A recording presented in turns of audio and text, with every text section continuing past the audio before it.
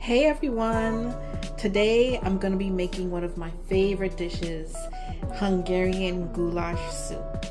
I learned about this soup from a restaurant called the Olive Tree Cafe in the West Village, or I think it's Greenwich. And this soup is so rich, so delicious. It's so meaty and tomatoey, and it's perfect for the warm months like fall and winter. And it took me a while, just a few actually tries before I finally got it right. And today I'm going to show you guys my version of Hungarian goulash soup. Okay, so some of the ingredients that you'll need about 2.5 to 3 pounds of beef. The beef that you should use is this short ribs or flanken, whichever one you can afford will do just great. You will also need some diced tomatoes in the can. No salt is better because these canned items tend to have a lot of sodium and salt. And then you can add your own salt to taste later on. You will also need some carrot cut up, some potatoes cut up, not too fine. You will also need some minced garlic, diced onion. You will need one of the most important ingredients is paprika. This is what's going to give it that nice color. I mean, the tomatoes is going to give it the color too, but you will also need the paprika. You will need what is this called? Dill. Oh, this dill gives the soup or the stew a very, very, very nice flavor. And lastly, well, not lastly, black pepper. And you will need salt. You can choose either regular Himalayan salt or kosher salt or sea salt, or you can use a seasoned salt like Lori's or Tony's. And one more thing that you'll need is, sorry, I forgot to have it set up. You will also need beef broth to add to the soup. So yeah, I think we got everything. Without further ado, let's begin. So one of the first things you'll need to do is you would need to season your beef with sea salt or the seasoned salt, and you will need to brown your beef on all sides. So let me turn this up a little bit because I did a first batch. Now I'm going to do the second batch. Right? And you don't want to turn it up high so that it burns. You only want these to brown. So make sure that you're watching the temperature. Browning the bone side is not really that necessary, but you want to make sure you're browning all of the meat sides.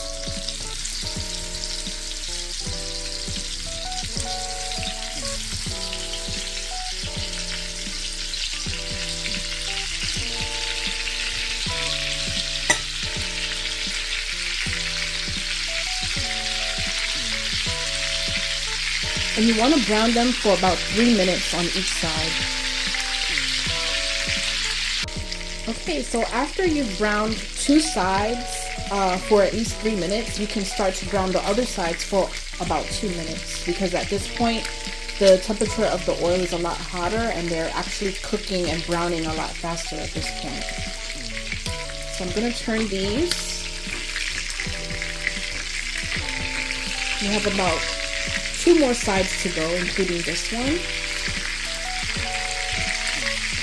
Well, this one, probably only one. There's a little pointy part right here.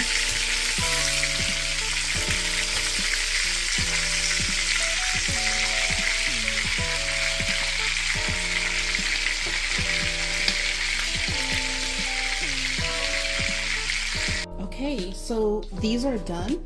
They should look like this, not burnt, but just perfectly brown color. And what I'm going to do now is I'm going to start to saute the onion and garlic with some paprika. Okay, so I threw off the majority of the oil that was in the pan, and we're just going to continue with these caramelized goodies at the bottom of the pan. I'm not going to add any more oil to it. I'm hoping that the onions will sweat and create enough liquid so that nothing sticks to the pan. I'm going to turn this down on very low heat, and we don't want these onions and garlics to burn. We really just want them to sweat. The onion. The garlic is going to add a lot of savory flavor, and the onion is to add sweetness. So I'm going to add these in now.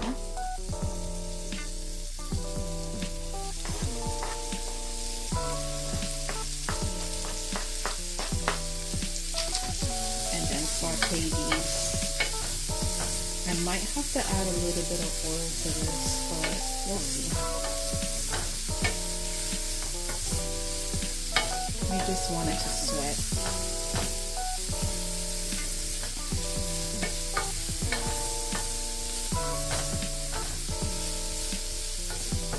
These are doing just great right now, actually, so.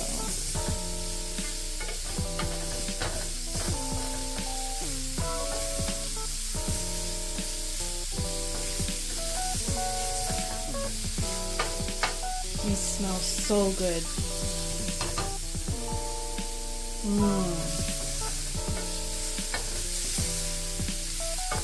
Well, this was about 3 cloves of garlic and about a small onion or a half of a medium onion, or half of a large onion rather. Alright, so these are sweating pretty nicely, and I'm gonna add some paprika. So I'm gonna add about 2 tablespoons of dry paprika. That's 1. And maybe that was more like 3 teaspoons. Yeah. And we're going to cook that up.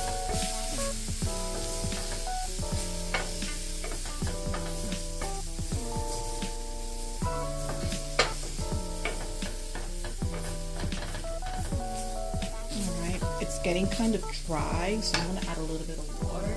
Pour a little bit of oil. Because I don't want to add any more grease to my dish here.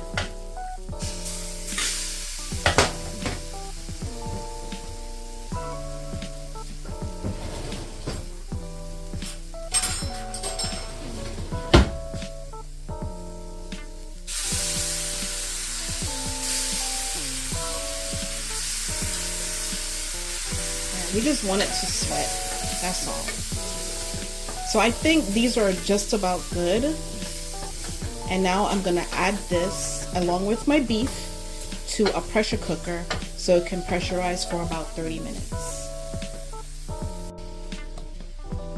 Here's my pressure cooker. I'm gonna add the onion and garlic and paprika mixture.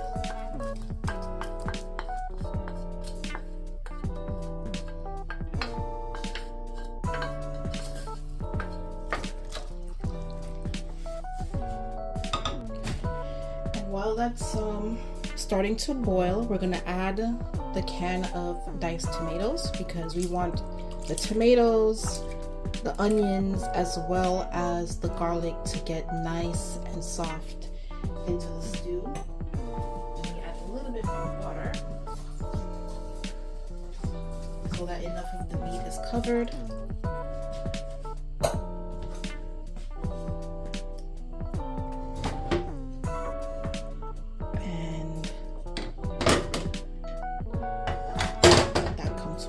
Before we add the lid. Alright, so now that it started boiling, make sure all of the meat pieces are submerged into the liquid before we cover.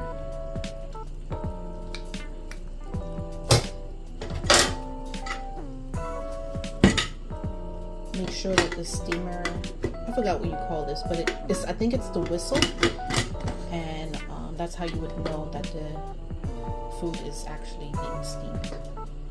Once the whistle stops, that means that you know all of the water has evaporated and it's you know, time to take it off. But we don't want it to get to the point where it evaporates. Okay, so we're back and it has been actually about 35 minutes. To be honest, I was kind of worried that the meat was going to start scorching at the bottom, so I decided to take it off, but it's actually pretty tender. This is what it looks like, and the meat is very soft to the touch. It's almost, actually the bone has come off of this one, so it's really tender and it's ready to go in. So I'm gonna add all of this to a bigger pot. I added in my beef broth, and I forgot to pick up sodium free or no salt added. So because I'm pretty sure this has salt in it, yep, for 520 milligrams per serving. So I'm not gonna add any salt to this unless I really have to, but I'm gonna be tasting it before I do.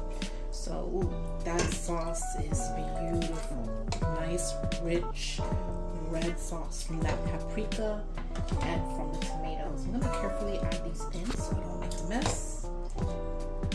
Take my time, one by one. Oh, see, bone came off here.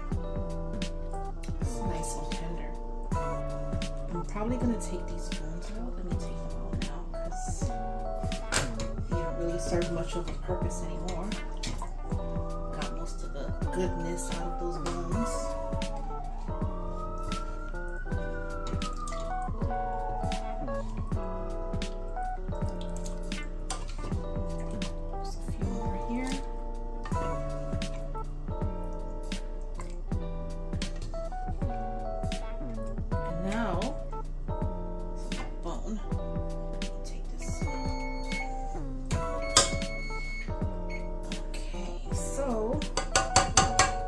Pour the rest of the sauce in here. Beautiful, rich sauce. Add the rest of the goodies. All right. Look how gorgeous this is, guys.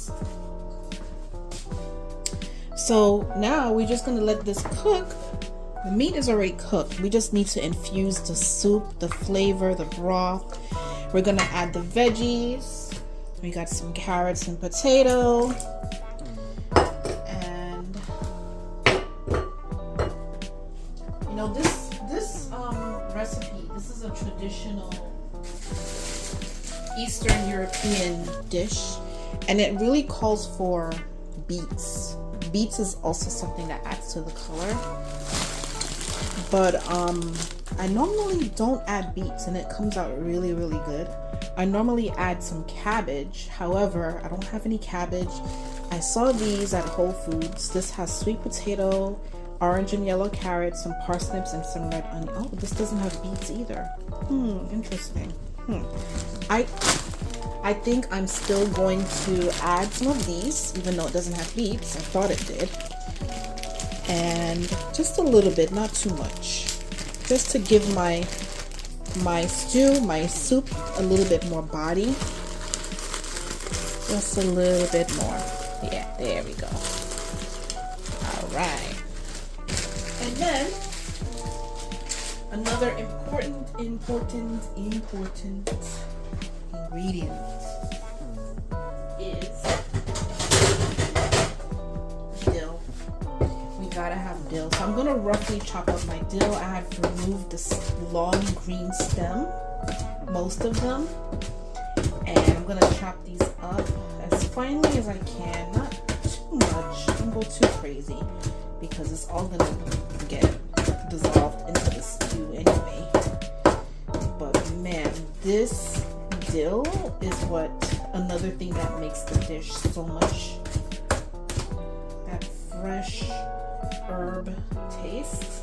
I'm gonna add all of this dill in here. I would say that was like maybe a quarter of a cup full of dill.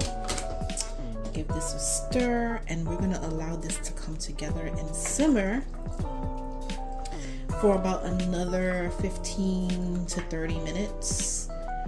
And then let me give it a taste.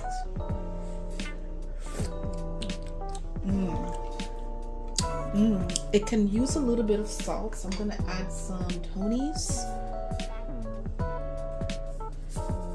Just a little, not too much, because you don't want to spoil it and add too much salt.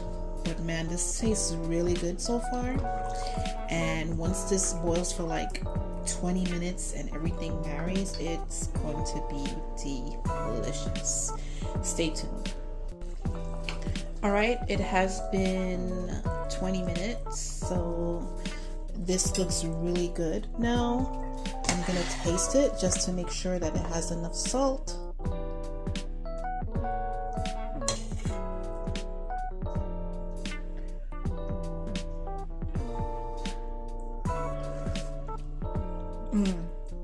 It's perfect. Doesn't need any more salt. I am gonna add some black pepper.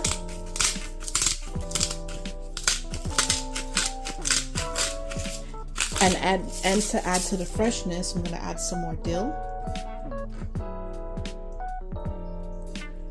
Not too much. Give that a stir. And then I'm going to let this sit for 5 minutes before I begin serving. All right, so there you have it. Hungarian goulash soup with beef, what do you call it? Short ribs, some nice winter vegetables. You can even like add some sour cream. I like to add sour cream to mine. Just a little dab a little sour cream on the side. And then you can, if you have some nice fresh black bread, that goes well with this as well.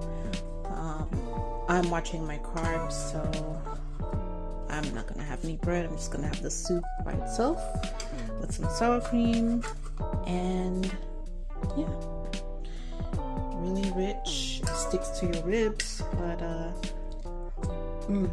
it's so good. Oh my god. I'm gonna add a little bit of more dill just for garnish.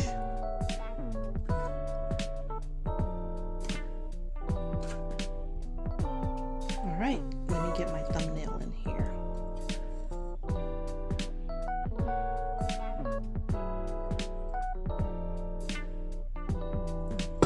Alright guys, I hope that you enjoy this recipe. And until next time, happy eating.